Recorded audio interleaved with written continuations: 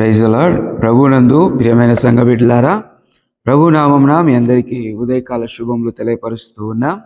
ఈరోజు దేవుని యొక్క వాక్యము లూకా సువార్త 2వ అధ్యాయము 10వ వచనం. అయితే ఆ దూత, భయపడకుడి, ఇదిగో ప్రజలందరికీ కలుగబోవు మహా సంతోషకరమైన సువర్తమానము నేను మీకు తెలియజేయుచున్నాను. దేవుని వాక్యము జ్ఞాపకం చేస్తుంది.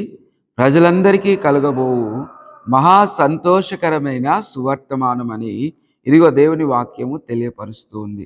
దేవుని దూత ఇదిగో గొర్రెల కాపర్ల యుద్ధకు వచ్చి ఇదిగో తెలియపరుస్తున్నటువంటి ఈ మాట మనకు కూడా మంచి సువర్తమానం ఉంది. ఏంటి అనంటే, ఇదిగో దావీదు పట్టణమందు నేడు రక్షకుడు మీ కొరకు పుట్టి ఉన్నాడు.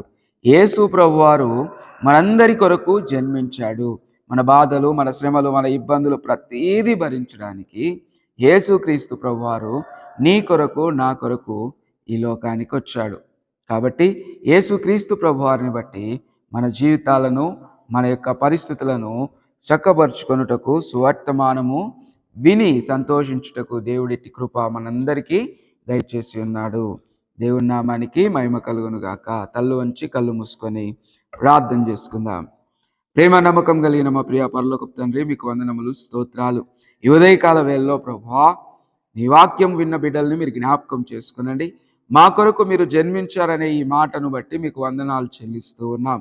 ఇదిగో మా అందరికీ, ప్రజలందరి కొరకు మీరు మాట్లాడిన విధానంను బట్టి మీకు వందనాలు తండ్రి. నీ కృపలో ప్రతి ఒక్కరిని దీవించి ఆశీర్వదించి మీరే మహిమ, ఘనత, ప్రభావాలు పొందమని నజరేయుడు మా ప్రభువును రక్షకుడైన యేసుక్రీస్తు శుభనామంలో ఈ ప్రార్థన అడిగి వేడుకొంచున్నాం మా ప్రియ పరలోకపు తండ్రి. ఆమేన్.